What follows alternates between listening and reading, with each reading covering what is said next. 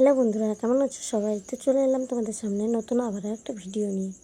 এই ভিডিওটা হচ্ছে আমাদের গ্রামে একটা মেয়ের ভিডিও ছিল। তাদের বাড়িতে তো আমাদেরকে নেমন্তন্ন করেনি, তাই আমরা যেতে পারিনি। কিন্তু বউ দেখতে তো বারণ নেই, তাই চলে গেছিলাম বউ দেখতে। ঠিক আছে, বউ দেখতে গিয়ে অনেক কিছুই দেখে ফেললাম, অনেক কিছু শুনলাম। সেগুলো তোমাদের সামনে শোনাবো, দেখাবো। তোমরা দেখতে থাকো পুরো ভিডিওটা, তাহলে বুঝতে পারবে। চলো শুরু করি। তো বউকে নিয়ে ওরা তাড়াহুড়ো করে বাড়ি যাওয়ার জন্য তৈরি হয়ে যাচ্ছে। তো এর মধ্যে এই যে বর বাবা জীবন কিন্তু খুব কথা বলে। ঠিক আছে, মানে ঠিক কাজের সময় ঠিক কথা বলে, কিন্তু এমনি সময় তেমন একটা কথা বলে না। তোমরা শুনলে তোমাদেরও হাসি পাবে। ঠিক আছে, তো পুরো ভিডিওটা দেখতে থাকো, তাহলেই বুঝতে পারবে কী কথা বলেছে, শুনতে পাবে। তো এখন হচ্ছে মেয়ে বাপের বাড়ি থেকে শ্বশুর বাড়ি যাচ্ছে, মানে এই কষ্টটা তো আপাতত সবাই বুঝতে পারো। এবার মেয়েরাই বিশেষ করে বুঝতে পারবে, কারণ এই দিনটা খুব কষ্টের, সত্যি খুব কষ্টের। আমরা একদিন বাপের বাড়ি ছেড়ে শ্বশুর বাড়ি এসেছিলাম, এখনও আছি, সংসার করছি। খুব কষ্টের এই দিনটা, মানে চেনা পরিচিত মুখগুলোকে ছেড়ে আসাটা, তারপরে হচ্ছে সারা জীবন একটা অপরিচিত জায়গায় মানিয়ে নেওয়াটা সত্যিই খুব কষ্টের, কিন্তু কিছু করার নেই। এটাই হচ্ছে আমাদের মেয়েদের জীবন।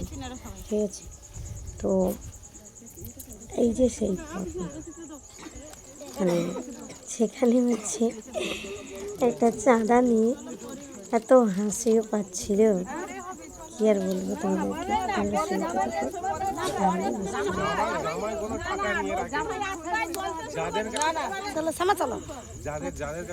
জামাই বাবাজি মোটামুটি দিতেই চাইছে, কি বলা যায়, জামাই বাবাজি একটু নয়, অনেকটাই কিপটে আছে। যাই হোক, এরপরে আরও ইন্টারেস্টিং সিন আছে, পুরোটা দেখতে দেখো। তার মধ্যে আমার খুব কষ্ট হচ্ছিল, এটা খুব কান্নাকাটি করছিল। যতই হোক নিমন্ত্রণ করবে না, আমাদের সঙ্গে সবসময় ঘুরে বেড়াচ্ছে। সত্যি বলে দেখেছি তো, আমি খুব কষ্ট হচ্ছে। সেই পয়সা নিয়ে কেচান লেগে গেছে, কিছু করার নেই বন্ধুরা।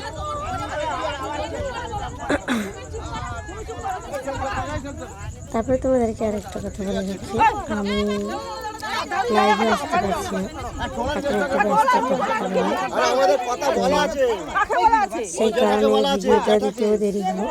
আমার গলার ভয়েসটা খারাপ ছিল সেদিন, কারণ আমার শরীরটা ভালো ছিল না, সেই কারণে ভিডিওটা দিতে পারি। চলে এলো ওরা নৌকো ঘাটে, এবার মেয়েকে তুলে নিয়ে চলে যাবে। আমাদের বাড়ির সামনে নদী, সেখানে নৌকোতে তুলে নিয়ে ওরা বাড়ি চলে যাবে।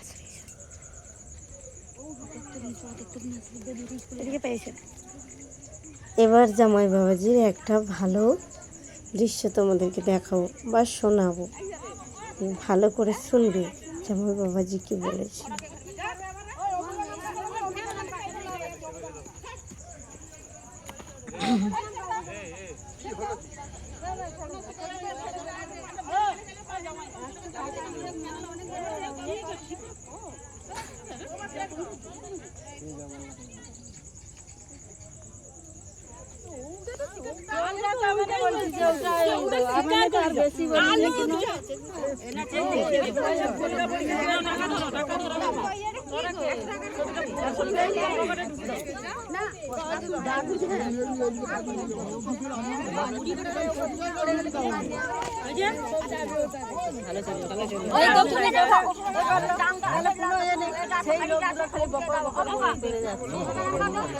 কথাও তো হলো, এই সূত্রে তো গলার আওয়াজও শোনা গেল।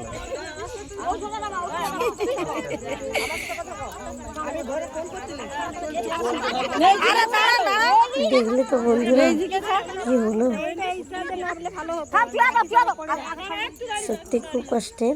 মানে বান্ধবীকে দেখতে বেশি কষ্ট পেল, কারণ সবাই একসঙ্গে ঘুরে বেড়াতো তো সেই কারণে কিছু করার নেই। চলো তোমাদেরকে পুরো ভিডিওটা দেখাই।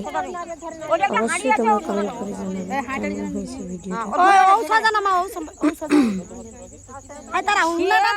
হচ্ছে আমাদের সেই নদী, যেখানে আমি মাঝে মাঝে লাইভ করতাম, ভিডিও বানাতাম।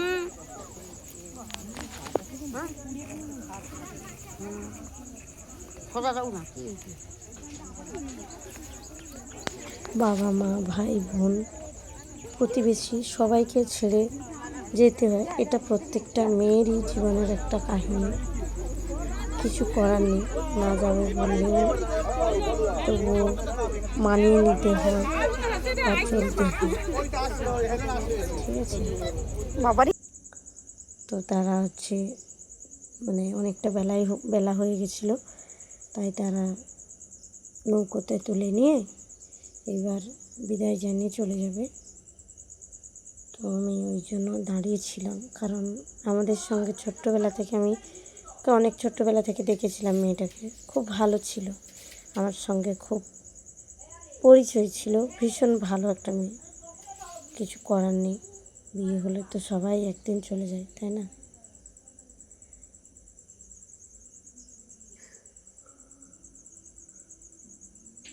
নৌকোতে উঠলে যে নিয়মগুলো থাকে এইবার সেইগুলো সারার পালা, তারপরেই ওরা নৌকো ছেড়ে দেবে। তো যতটা টাইম ওখানেই ছিলাম আমার খুব কান্না পাচ্ছিল, মানে এখন ভিডিওটা ভয়েস দিতে গিয়েই আমার কান্না পাচ্ছে, কারণ আমিও একদিন আমার বাবা মাকে এইভাবে ছেড়ে এসেছিলাম। মানে যতটা না আনন্দ লাগে যে একটা ফ্যামিলি থেকে আরেকটা ফ্যামিলিতে গেলে, তার চাইতেও বেশি কষ্ট লাগে যখন নিজের পরিচিত মানুষগুলোকে ছেড়ে চলে আসি।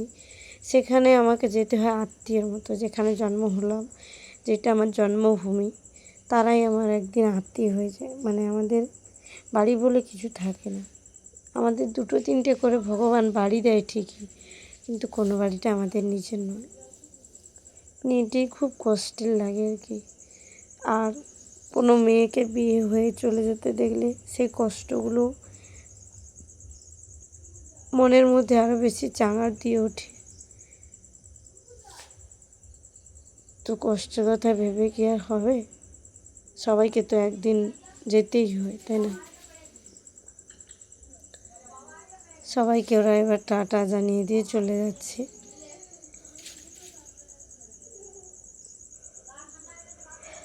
চলো বন্ধুরা, আমিও তোমাদেরকে টাটা বললাম, সবাই ভালো থেকো।